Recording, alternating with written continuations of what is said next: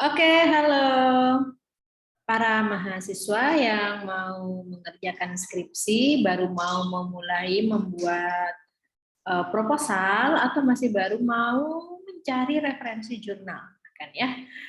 Jadi di sini pada kesempatan kali ini saya akan mencoba memberikan sedikit tips dan cara bagaimana untuk memulai menulis proposal skripsi, tentunya yang baik, dan bagaimana cara menuliskan permasalahan, mengumpulkan referensi, menuliskan referensinya juga, dan bahkan mungkin mulai dari mencari referensi, yaitu jurnal-jurnal bereputasi. Biasanya dosen itu kan meminta jurnal internasional bereputasi. Yang bagus tuh yang Q1, Q2 gitu ya.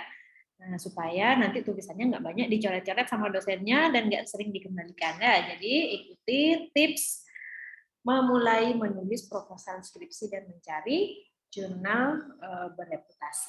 Oke. Nah, yang pertama saya mulai dulu dari mencari jurnal. Ya, kalau misalnya mau mencari jurnal yang bagus, ya udah langsung aja cari ke penerbit atau publisher jurnal yang bagus. Misalnya salah satunya itu adalah sciencedirect.com ya. Di ScienceDirect, kenapa saya menyarankan ScienceDirect? Karena di sana banyak kok yang open access. Kalau yang IEEE kadang banyak yang perlu untuk autentikasi login gitu ya. Jadi kalau misalnya ternyata tidak punya akses, mending coba cari dari ScienceDirect, nanti pilih yang open access. Tapi kalau misalnya punya loginnya itu akan lebih bagus lagi. Oke. Nah, yang pertama adalah kita masuk ke ScienceDirect, kemudian silakan masukkan keywords-nya di sini. Tips untuk mahasiswa ya, kalau misalnya baru mencari referensi, pastinya tidak akan langsung sekali cari keywords udah langsung dapat. Enggak, tapi berproses. Jadi kadang masih keyword pertama nyari nggak langsung dapat, tapi dapat ide-ide keyword yang lain dari pencarian itu, berganti keywordnya. Oh, ternyata keywordnya bukan ini ya yang mendekati ini, atau mungkin awalnya keywordnya kalau misalnya memang masih belum tahu spesifiknya apa, tulis secara umum topiknya tentang apa gitu. Misalnya tentang sentiment analysis, tentang UI UX, ini histori pencarian ya yang pernah saya lakukan, atau mulai dari metodenya. Tapi kalau dari metodenya kan nanti ke arah apa gitu ya, nggak apa-apa. Dimulai aja dulu keywordnya apa, kemudian dari membaca hasil-hasilnya. Nanti misalnya nih ya, saya masukkan satu nih, ya KNN misalnya ya. Nanti akan keluar daftar jurnal-jurnal yang ada di sini ya, dan di sini benar adalah jurnal yang terbaru keluar nih. Ini 2022 2021 gitu ya. Dilihat dari judulnya aja dulu, apakah judulnya memang mendekati apa yang kita cari. Ya, kalau misalnya kurang jelas, kita bisa ngekliknya dan membaca abstraknya. Kalau memang cocok, itu diambil. Tapi dari judul aja itu sudah biasanya udah memberikan gambaran dari apakah memang ini yang kita butuhkan. Dan biasanya di sini ini ada nama jurnalnya. Sehingga kalau memang kita misalnya kalian dari jurusan atau dari Fakultas Ilmu Komputer, maka jurnalnya adalah jurnal seputar topik ilmu komputer gitu. Jangan sampai jurnalnya bidang lain. Boleh bidang lain mungkin jika diperlukan berkaitan dengan referensi objek. Ya, misalnya nih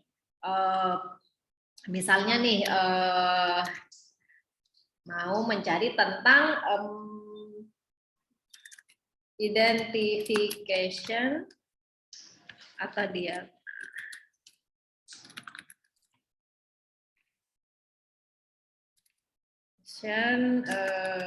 deep learning.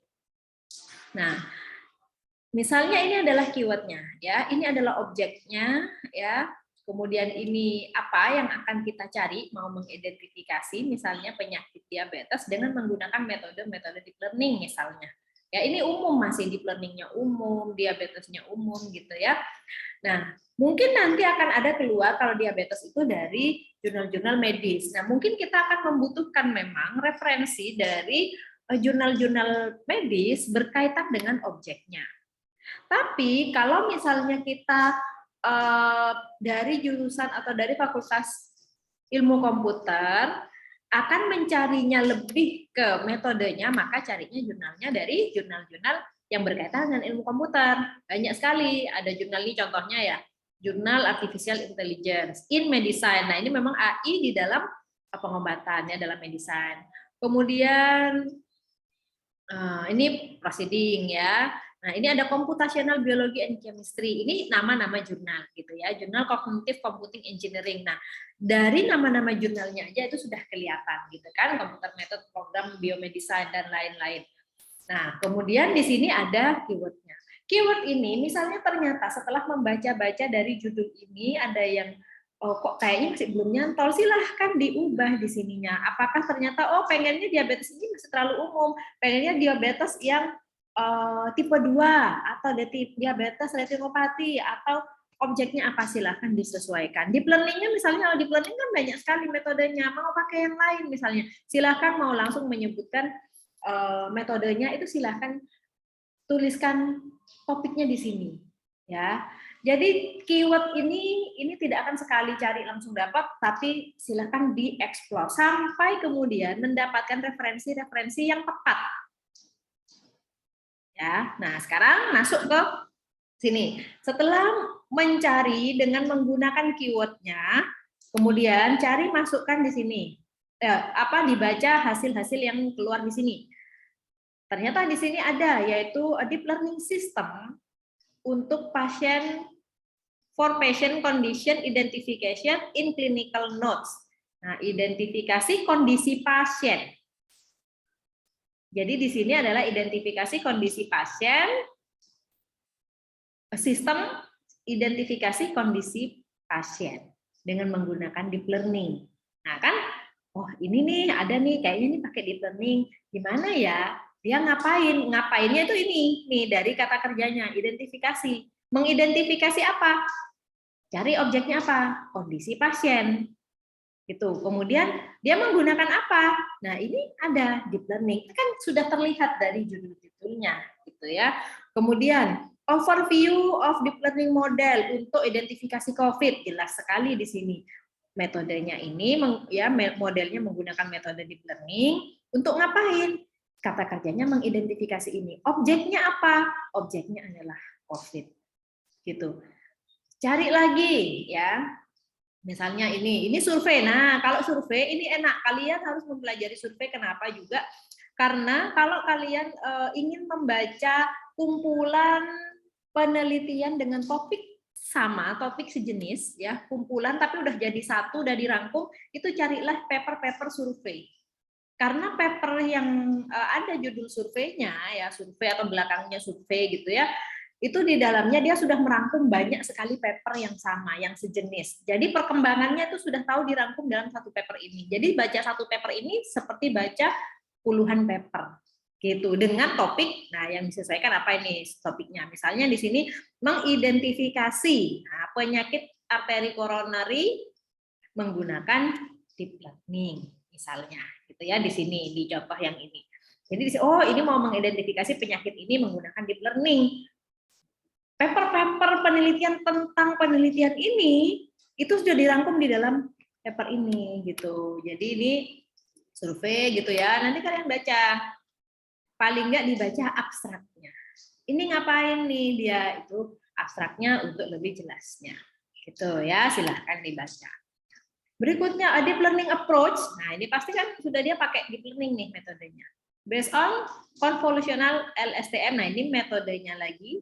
Metode dari deep learning untuk mendeteksi diabetes. Jadi ngapainnya ini berarti ada identifikasi atau mendeteksi objeknya apa? Objeknya adalah diabetes.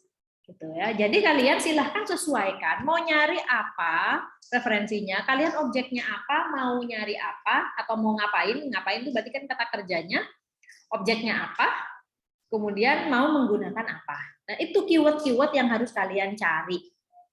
Sehingga nanti ketika kalian dapat ini, kalian gunakan sebagai referensi. Nah, ini contoh-contoh yang open access nih. Yang open access ini secara gratis dapat di-download.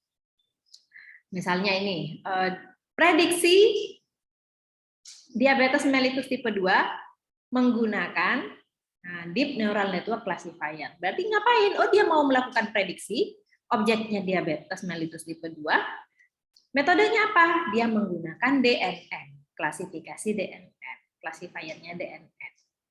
Wah, ini kayaknya cocok nih dengan keyword yang dicari. Silahkan di-download, dibaca. Tuh. Kemudian ini lagi ada open access misalnya. Silahkan dibaca terus, begitu seterusnya. Itu cara mencari paper yang paper sesuai dengan topiknya. Kemudian berikutnya adalah cari paper-paper yang bagus. Yang bagus itu apa? Yang bereputasi. Bereputasi itu gimana? Yang Q1, Q2. Bagaimana Q1, Q2? Itu bisa dicek di Simago JR namanya. Ya, Simago Jurnal dan Country Rank. Oke. Caranya gimana? Masukkan nama jurnalnya. Misalnya ini ya. Nah, ini International Journal of Cognitive Computing Engineering. Masukkan, cari, dilihat dia Q berapa. Oh, ini tidak ada. Kalau tidak ada, berarti dia tidak terindeks di sini. Cari lagi, misalnya ini. Computer Method and Program in Biomedicine. Coba ya. Misalnya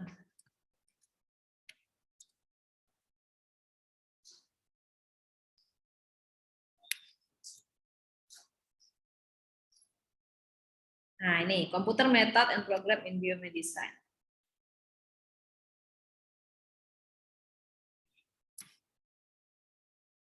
Nah, kalian lihat ke bawah sini. Kalau dia hijau itu Q1 ya. Kuning itu Q2. Pokoknya hijau kuning aja itu udah bagus berarti. Ya, oh berarti jurnalnya itu bagus gitu. Jadi kalau misalnya pakai baca paper ini itu biasanya akan memberikan informasi dan cara penulisan yang bagus sehingga bisa dipelajari. Ya, kemudian misalnya mana lagi ya? Komputer, ini sama tadi. Pokoknya caranya begitu. Di copy nama jurnalnya, masukkan ke Simago JR untuk dicek apakah dia terindeks. Nah ini hijau nih, dia dari zaman dulu sudah Q1 terus, berarti ini memang sangat bagus sekali jurnalnya, gitu ya. Jadi begitu caranya mencari jurnal yang bagus. Oke? Ini Biomedical Signal Processing and Control.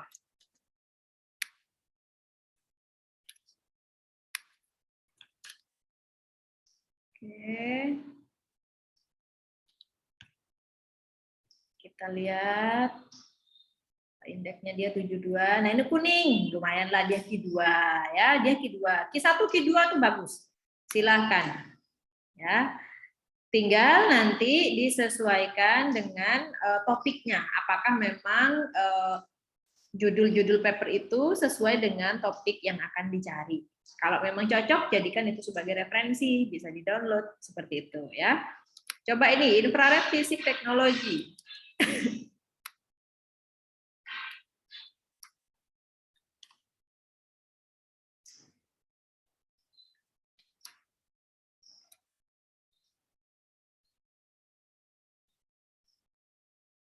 Oke, dia juga Q2 ya.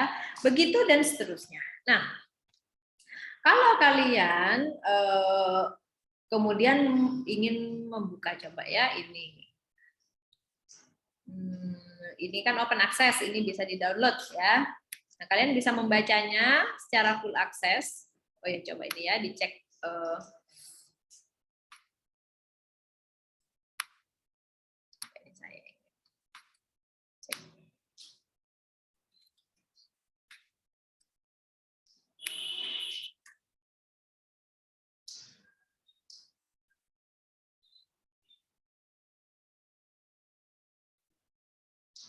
Oke, Q2, Q1 untuk bidang computer science application-nya dia Q1. Oke.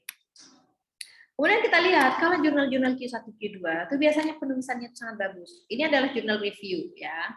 Review itu sama seperti survei tadi. Jadi dia mengumpulkan penelitian-penelitian atau jurnal-jurnal berkaitan dengan topik ini. Deep learning untuk deteksi penyakit diabetes ini ya, dan mengklasifikasikan berdasarkan fundus image. Nah, kumpulan-kumpulan jurnal dengan topik ini itu dijadikan satu di dalam paper ini. Gitu. Sehingga kalau kalian membaca satu paper survei seperti ini itu akan sangat menguntungkan sekali gitu. Nah, kalian lihat sekarang bagaimana cara menuliskan introduction atau latar belakang. Nah, ini kan yang kalian perlukan ketika mau pertama kali menulis proposal. Ya, karena menulis proposal pertama itu pasti adalah introduction, pendahuluan, kemudian latar belakang. Yang perlu kalian ingat, latar belakang. Apa sih latar belakang itu? Namanya juga latar belakang, alasan gitu ya. Kenapa kalian mengangkat topik itu? Jadi latar belakang itu berisi kenapa mengangkat topik itu. Dan itu juga pasti akan ditanyakan, baik oleh pembimbing maupun penguji. Kenapa mengangkat topik tersebut, judul itu? Jawabannya adalah menjawab dari objeknya, juga dari metode yang dipakai. Kenapa mengangkat topik tersebut? Kenapa objek itu yang diangkat? Ada permasalahan apa? Sajikan permasalahannya. Memberikan permasalahan itu bukan dari opini pribadi. Ya, karena ini adalah tulisan ilmiah, bukan curhat atau novel ya. Tapi berdasarkan referensi. Oh, karena menurut jurnal 1, jurnal 2, jurnal 3, objek ini banyak sekali dibahas karena ada misalnya ada masalah apa, itu ditemui dari jurnal-jurnal yang kalian cari di sini. Gitu. Ya, jadi nyarinya di mana permasalahan itu? Buka jurnal-jurnal ini, makanya pertama kali adalah mencari jurnal-jurnal ini. Bacain satu persatu untuk topik yang sama. Topiknya apa? Mau sistem rekomendasi, silahkan sistem rekomendasi apa, tulis di sini keywordnya. Mau melakukan peramalan, peramalan apa? Peramalan stok, silahkan tulis di sini topiknya. Sehingga nanti keluar referensi-referensi jurnal dengan topik sejenis. Baca semua jurnal-jurnal itu makin banyak makin bagus. Kalau S1 itu sebenarnya paling enggak kalian membaca 70 judul S1. Ya, supaya apa? Supaya kalian tahu, oh, topik-topik penelitian tentang ini, jurnal-jurnalnya tuh ngebahas tentang ini loh. Nah, kalau cuman jurnalnya baru sedikit atau bahkan malah belum membaca sama sekali, tidak akan bisa menulis introduction dengan baik. Karena mau dapat mana? Isi dari introduction itu juga dari jurnal-jurnal ini. Nah, kalian bisa mempelajarinya, coba lihat di sini. Sini ya, ini jurnal, salah satu jurnal tadi, yaitu Deep Learning untuk deteksi diabetes retinopati dan klasifikasi berdasarkan ini. Oke, nah, introduction, ini adalah pendahuluannya. Kalian lihat di sini, secara singkat saja, ini 1, 2, 3, 4, 5, 6, ini adalah referensi. Artinya, dilihat di sini, setiap kalimat itu ada referensinya. Diabetes mellitus adalah serious public health problem. Kalimat pertama langsung fokus ke permasalahan objeknya. Gitu. Ini memang definisi ya, memang diabetes mellitus memang adalah, tetapi bukan sekedar definisi, bukan, tetapi di sini mengangkat bahwa objek ini punya masalah. Objek ini menjadi sebuah masalah. Apa ini permasalahannya dari definisi itu? Ini adalah serious public health problem. Karena apa? Ternyata dari datanya itu sekian. Ini menjadi masalah, langsung dibuka oleh masalah. Sehingga ini menunjukkan bahwa oke, kenapa penelitian ini diangkat, kenapa objek ini diangkat. Jadi kalau kalian mengangkat topik penelitian, kenapa kamu mengambil judul itu? Kenapa mau meramalkan itu? Kenapa mau bikin sistem rekomendasi itu? Kenapa mau membuat identifikasi itu? Kenapa mau apa misalnya sentimen analisis apa gitu ya? Kenapa? Nah, itu harus diberikan langsung fokus ke objeknya, apa masalahnya yang terjadi. Boleh secara umum, ini masih umum kan? Ini umum banget ya. Diabetes mellitus secara umum adalah apa? Masalahnya apa? Boleh ditambahin dengan data, ini langsung menjadi satu dengan data. Dan ini referensinya dari mana? Kemudian didukung dengan data-data berikutnya, detil-detil berikutnya. Ini semuanya menunjukkan bahwa ada masalah pada objeknya. Paling tidak 1 dari 3 orang penderita diabetes juga mengalami penyakit bla bla bla bla bla. Katanya siapa? Katanya referensi 2. Nah, jadi pernyataan ini ada referensinya, bisa dipertanggungjawabkan. Bukan katanya saya, bukan katanya semua orang tahu, enggak, tapi harus ada referensinya, dan referensinya itu adalah dari jurnal. Makanya sekali lagi butuh baca banyak jurnal dengan topik sejenis. Oke? Dilanjutkan lagi, diabetes retinopati disingkat oleh DR ini, ya boleh disingkat kalau sudah didefinisikan di atas ya. Nah, dia diciri-cirikan dengan bla bla bla bla. Nah, ini sudah ke penjelas, kalimat-kalimat penjelas. Semua ini juga ada referensinya. Lihat ini, ada satu kalimat yang bahkan referensinya langsung 2. Ini makin bagus, artinya pernyataan pada kalimat ini makin kuat. Ya, jumlah ini diperkirakan akan meningkat. Nah, artinya permasalahan ini akan semakin apa ya, semakin tajam permasalahan ini, diperkuat oleh kalimat ini, bahwa jumlah dari penyakit-penyakit ini akan meningkat karena bla bla bla bla bla bla. Katanya siapa? Katanya siapa kok semakin meningkat? Katanya 5 dan 6. Nah, kuat sekali. Jangan sampai menulis diperlukan sistem peramalan karena tokonya butuh. Nah, itu kurang bagus ya. Harus diperkuat dari pernyataan-pernyataan atau data-data dari jurnal. Jurnal yang sudah memang diangkat sebelumnya. Oh, bahwa kenapa? Kalaupun memang mau mengangkat sistem peramalan stok, misalnya stok di toko kah di apa, cari jurnal-jurnal tentang peramalan stok misalnya. Kenapa kok peramalan stok itu penting dilakukan? Jangan karena katanya tokonya, jangan karena katanya peneliti. Katanya peneliti butuh, peneliti merasa butuh, pemilik toko merasa butuh. No, tetapi dari jurnal menyatakan, apakah memang banyak pernyataan pada jurnal bahwa memang penting adanya peramalan stok supaya entahlah apa yang didapatkan dari jurnal. Misalnya menurut jurnal 1 pentingnya peramalan ketersediaan stok itu supaya misalnya stoknya tidak berlebih di satu sisi, tidak kekurangan di sisi yang lain misalnya. Kalau itu memang katanya jurnal, silahkan dituliskan. Nah, sehingga kuat. Kenapa? Kenapa penting? Ya, jadi menuliskan latar belakang itu langsung fokus pada permasalahan objeknya. Nah, kalau misalnya nggak tahu ya makanya baca dari jurnal-jurnal itu, dibaca. Dari jurnal-jurnal itu juga dikumpulin. Ini kan dari jurnal. Ini dari jurnal. Kalimat ini dari jurnal. Kalimat ini dari jurnal. Kalimat ini dari jurnal. Artinya, ini mengumpulkan jurnal-jurnal terdahulu yang setopik. Itulah pentingnya mengumpulkan jurnal-jurnal terdahulu yang setopik supaya bisa menuliskan latar belakang. Ya, ini masih baru di permasalahan tentang objek, latar belakang objek. Nah, belum masuk ke nanti mau pakai apa ini? Kalau ini judulnya mau pakai deep learning. Nah, belum masuk ke deep learningnya ini masih baru masalah objek. Ya, ini baru permasalahan objek. Pentingnya kenapa ini diangkat? Ada masalah ini loh, gitu kan? Nah, kemudian mau masuk ke tentang diagnosisnya. Nah, tentang mau ngapainnya. Ini kan mau ngapain nih? Mau mendeteksi dan mengklasifikasinya. Berarti masuk ke ini masih tentang diabetesnya. Nah, masuk ke diagnosis. Nah, diagnosis objek itu apa aja? Bagaimana caranya? Nah, itu juga dari referensi-referensi. Ini dari kata kerjanya. Jadi referensi-referensi berkaitan dengan ngapainnya ya, tentang diagnosanya itu kata kerjanya itu ngapain, itu ada di paragraf sini. Oh, begini cara menulisnya. Nah, ini bahkan ada 4 dari referensi,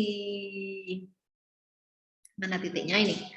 Nah, diagnosa manual diabetes retinopati dari fundus image, bla bla bla bla bla bla, increase dalam legalisasi, nah, ini pernyataan ini itu diperkuat oleh 4 referensi, gitu. Sehingga ini menjadi alasan bagi penulis atau bagi para peneliti. Nah, karena ini sangat kuat ya, referensinya banyak sekali ini. Karena sangat kuat, maka ini menjadi alasan bagi para peneliti untuk mengembangkan bla bla bla.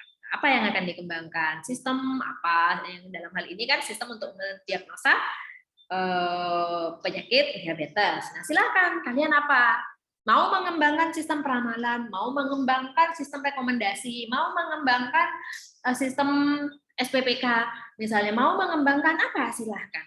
Mau menganalisis apa? Silahkan. Tapi di sini sudah jelas. Kenapa diambil itu? Karena latar belakangnya sudah jelas dari jurnal-jurnal sebelumnya, gitu ya. Kemudian masuk ke metode. Nah, itu juga begitu. Pada topik tersebut, penyelesaian topik tersebut banyak digunakan metode apa?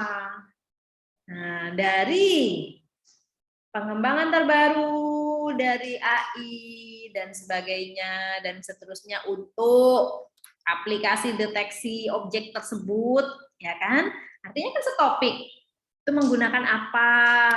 Pada review artikel ini dia mengumpulkan ya dari paper-paper yang sudah dipublish setelah 2016. Nah, ini ada apa saja? Ini ada 18, 1, 2, 3, 4, 5, ada 5.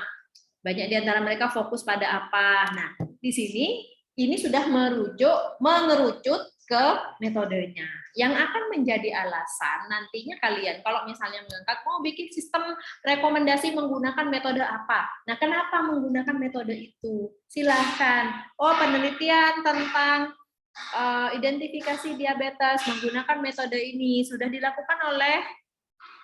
dilakukan menggunakan apa, hasilnya bagaimana. Kemudian penelitian yang lain juga menghasilkan bagaimana. Penelitian yang berikutnya menghasilkan yang bagaimana. Setelah referensi-referensi itu, maka akan dikembangkan apa. Gitu. Ya.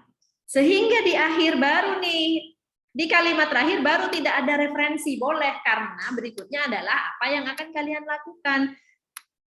Ya, di sini. Jadi setelah diuraikan referensi-referensi sebelumnya, penelitian-penelitian sebelumnya, bahwa penelitian untuk objek tersebut menggunakan metode apa, hasilnya bagaimana, kelebihannya bagaimana, menggunakan variabel apa, maka penelitian ini akan melakukan apa? Sesuaikan dengan kalian mau apa. Gitu ya. Mudah sekali kalau kalian banyak membaca contoh-contoh jurnal begini. Kalau jurnalnya bagus, pasti dibaca juga akan bagus. Gitu. Ya, dibaca akan mudah dimengerti sehingga kalian bisa niru, oh gitu ya nulisnya. Tinggal disesuaikan kalian objeknya mau apa dan mau ngapain. Apakah ramalan, SPPK, rekomendasi, mau mengklasifikasi, mau clustering, mau apa? Mau regresi, silahkan disesuaikan. Objeknya juga disesuaikan. Jadi kalian tidak akan kekurangan referensi yang sesuai, yang cocok topiknya. Kalau ternyata kalian tidak mendapatkan, Bu, saya tidak dapat referensinya di sini, bisa jadi 2 hal. Kurang tepat keywordnya, ya, cara mencarinya yang kurang tepat, atau kedua, memang topik itu tidak layak, sehingga nggak ada yang meneliti itu, gitu loh. Memang nggak ada masalah di topik tersebut. Kalau memang kalian tidak dapat, tapi kalau memang itu ada, permasalahannya ada, dan kalian benar cara mencarinya, pasti referensinya akan banyak sekali. Sehingga tidak ada alasan untuk tidak mendapatkan referensi. Ya, sehingga tulisan di proposalnya semuanya akan bagus. Oke, silakan diulang-ulang. nonton ini ya supaya kalian memahami dengan baik dan bisa menuliskan proposalnya dengan baik ya. Lihat ini contoh-contoh ini juga. Ini jurnal Q1 juga untuk memprediksi juga gitu ya, memprediksi dengan machine learning dengan menggunakan apa? Ini adalah variabelnya atau biomarkernya.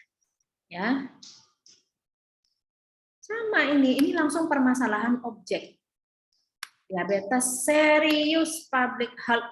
Nah, gitu ya. Ini langsung permasalahan didukung oleh data. Jumlah yang menjadikan itu menjadi sebuah masalah.